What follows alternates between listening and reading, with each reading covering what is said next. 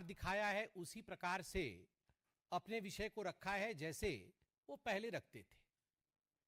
कोई नया पीसी नहीं है, वो चंद नाम उनके पास है, चंद तरीका उनके पास है और उसी प्रकार से वो लगातार प्रेस कॉन्फ्रेंस करते हैं और मोदी जी भारतीय जनता पार्टी के ऊपर आक्षेप लगाने का प्रयास उनका रहता है।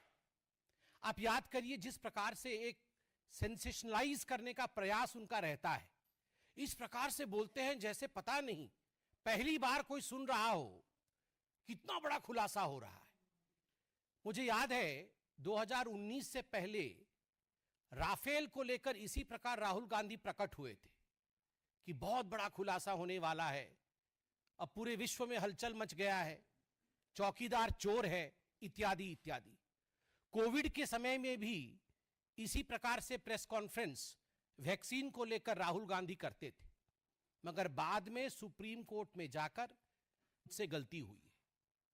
तो ये राहुल जी का एक तरीका है भारतवर्ष के ऊपर हमला करने का और भारत के जो स्ट्रक्चर्स भारत को बचाते हैं उसके ऊपर हमला करने का। आज जो एक मुद्दा सामने आया है, सुबह से मीडिया में हम सब देख रहे हैं, एक कंपनी को लेकर उसके ऊपर कुछ केस है, यूएस में केस चल रहा है, आक्षेप प्रति आक्षेप है।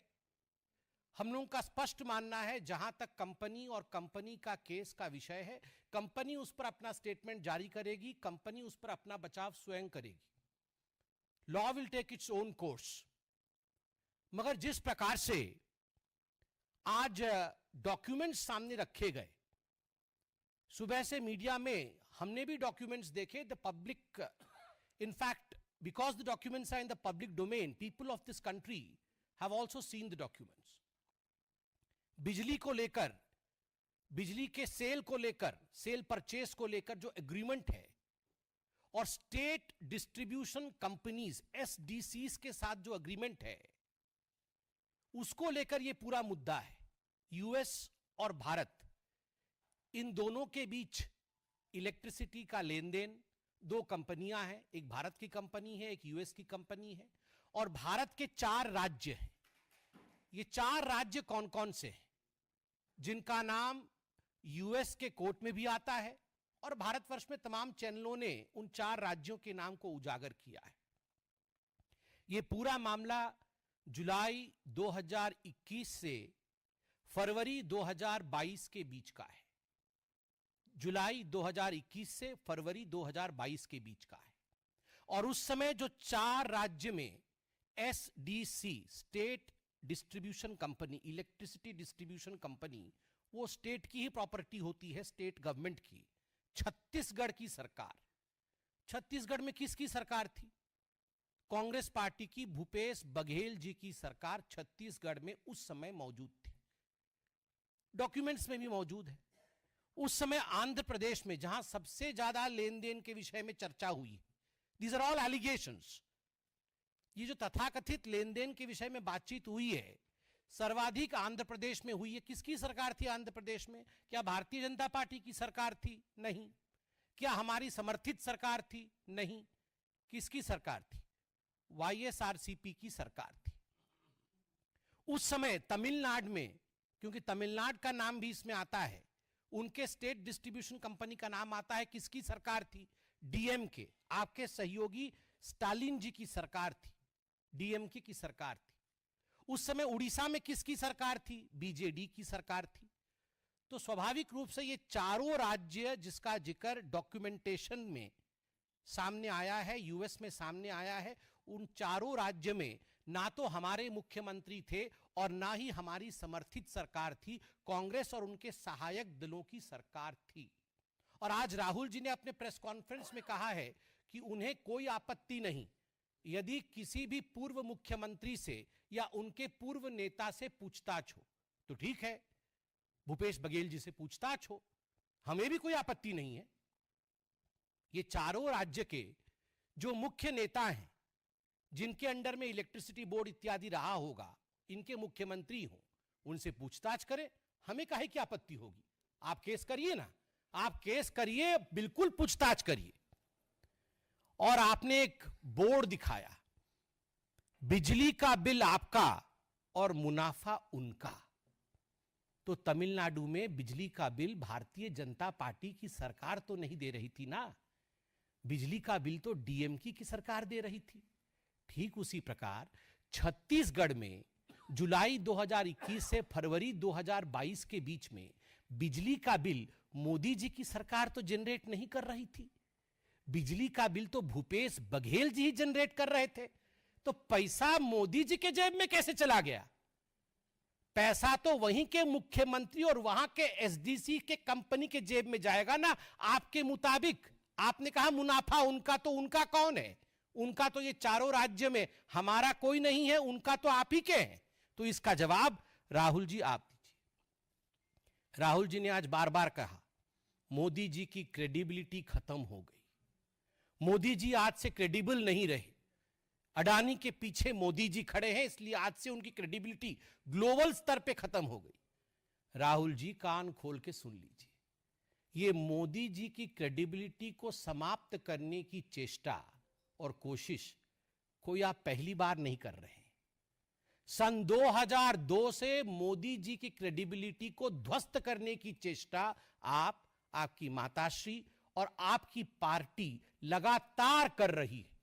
मौत के सौदागर से तुम नीच हो, पाकिस्तान में जाकर मोदी को समाप्त करना है, से चौकीदार चोर है तक, ऐसे 100 गालियां मैं गिनवा सकता हूं जहां आपने कहा कि मोदी की क्रेडिबिलिटी खत्म हो गई है और मोदी के इमेज पर डेंट पड़ गया है।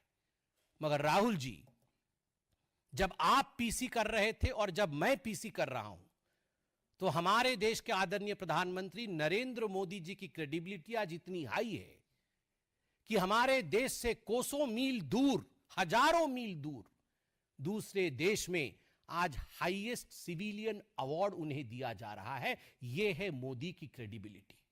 ना मौत के सौदागर से मोदी जी की क्रेडिबिलिटी पे डेंट पड़ा, ना चौकीदार चोर है कहने से मोदी जी की क्रेडिबिलिटी पे डेंट पड़ा, क्योंकि देश की जनता जानती है कौन क्रेडिबल है और किसकी क्रेडिबिलिटी नहीं है।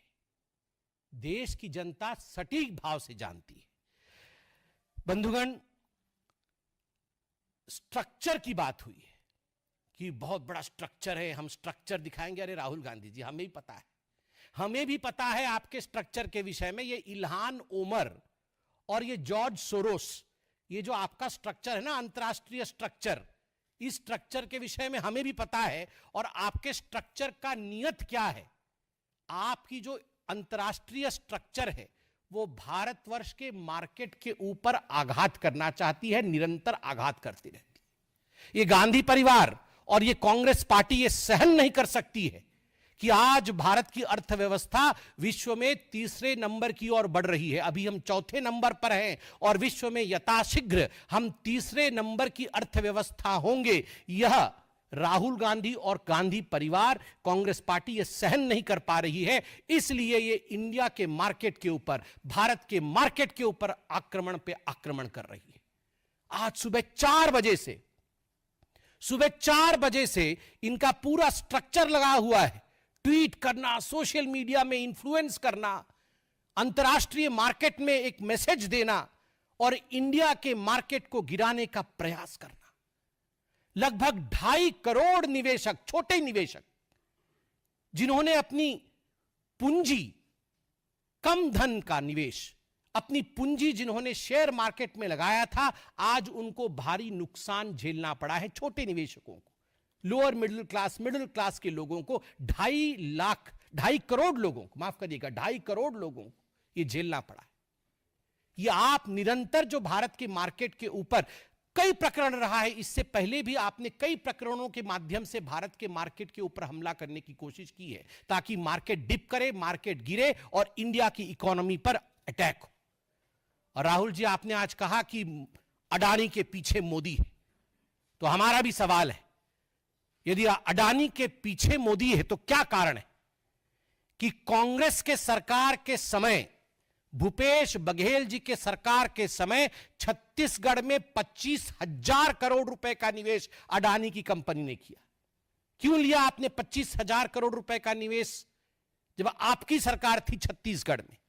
जब राजस्थान में अशोक गहलोत जी की सरकार थी, 65,000 करोड़ 65,000 करोड़ रुपए का निवेश अडानी की कंपनी ने राजस्थान में अशोक गहलोत जी के समय उनके सरकार में किया था। क्या कारण था? कर्नाटक में जब कांग्रेस पार्टी की सरकार थी और अभी भी कांग्रेस पार्टी की सिद्धरमैया की सरकार है, अडानी की कंपनी ने 1 लाख करोड़ रुपए का निवेश करने का वादा किया था। मैं अभी रिसर्च करके आया नहीं हूं कितने का निवेश हुआ है, वह भी हम निकाल लेंगे। छत्तीसगढ़ में और बाकी राज्यों में तो हो गया है, मगर कर्नाटक में 1 लाख करोड़ का निवेश करने का वादा किया था। बंगाल में 35,000 करोड़ रुपए का निवेश है, बंगाल में आपका साठगांठ है। आंध्र प्रदेश में 60,000 करोड़ का निवेश है, तमिलनाडु में 4500 करोड़ का निवेश है।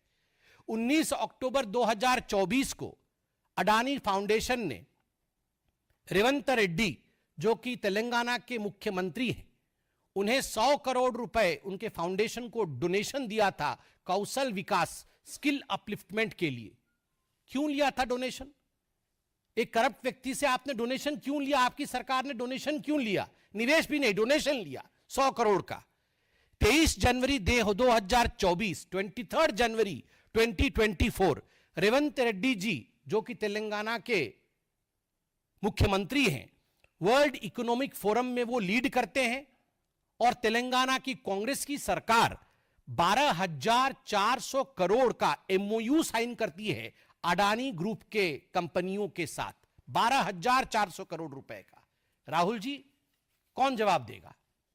क्या आप और रेवंत रेड्डी अलग है? क्या आप और अशोक गहलोत अलग है? क्या आप और भूपेश बघेल अलग है? या इनका जवाब भी आप ही को देना पड़ेगा?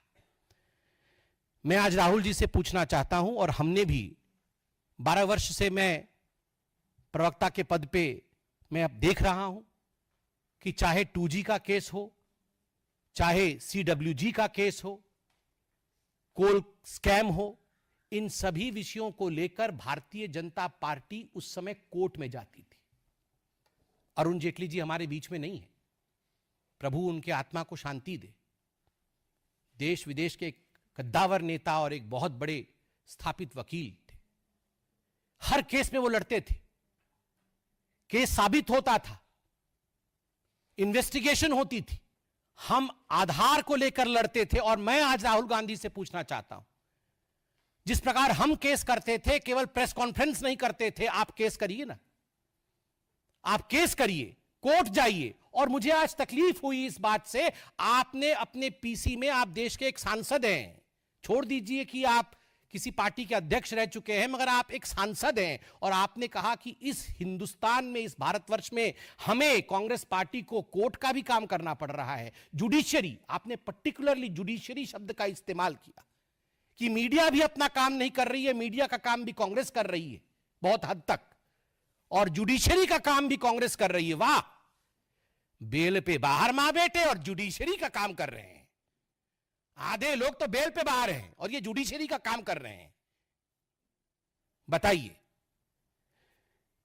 इस पे तो कंटेम्प्ट ऑफ कोर्ट होना चाहिए, सुओ मोटो कॉग्निजेंस लेना चाहिए कि ये जुडिशियरी का काम कर रहे हैं।